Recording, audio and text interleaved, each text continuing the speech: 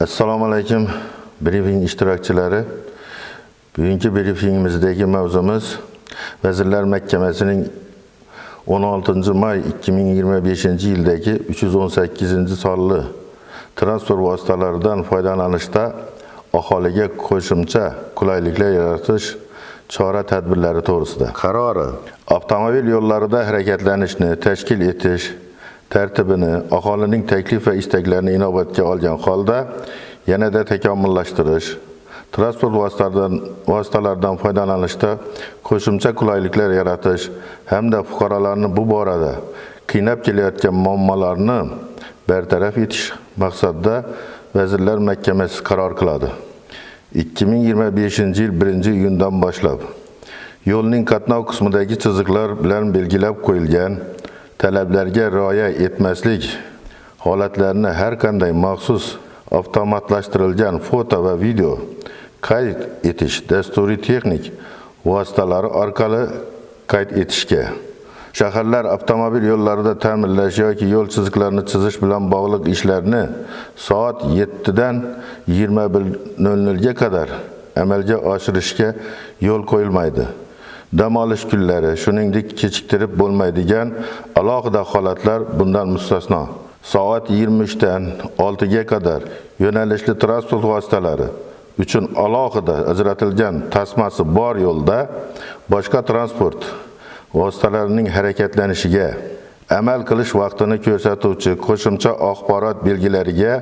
ega to'xtash taqiqlangan va to'xtab turish taqiqlangan yo'l belgilari joylashgan hududda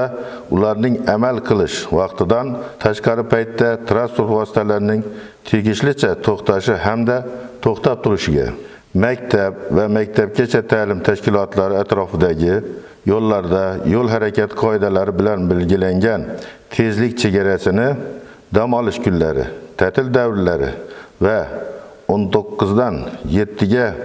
vaqt oralig'ida ushbu aholi punkti uchun ruxsat etilgan umumiy tezlik chegarasigacha oshirib harakatlanishga O'zbekiston Respublikasi Ichki ishlar vazirligi Davlat yo'l harakati xavfsizligi xizmatiga hududning o'ziga xos xususiyatini inobatga olgan holda yo'l harakat qoidalari bilan tasdiqlangan qo'shimcha axborot belgilarida ko'rsatilmagan boshqa vaqt oralig'ini nazarda tutuvchi qo'shimcha axborot belgilarini o'rnatish huquqi berilsin. Xavfsiz shahar tizimlarini rivojlantirish markazi davlat muassasasi tadbirkorlar subyektlari tomonidan o'rnatilgan yo'l harakati qoidalari buzilishini maxsus avtomatlashtirilgan foto va video qayd etish tizimining belgilangan tartibda texnik talablarga mos ravishda ekspluatatsiya qilinishi uchun mas'ul hisoblanadi. 2025-yil 1-sentyabrga qadar joylardagi o'rganishlar asosida yo'llar bo'yida joylashgan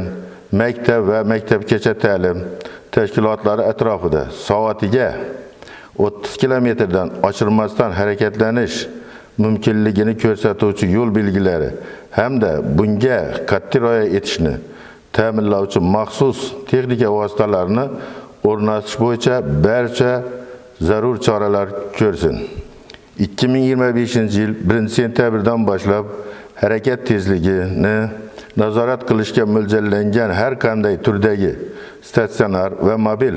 radarlar joylashgan hududda va unga kamida 250 metrdan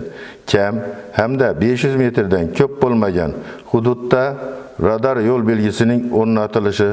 majburiy hisoblansin. E'tiboringiz uchun rahmat.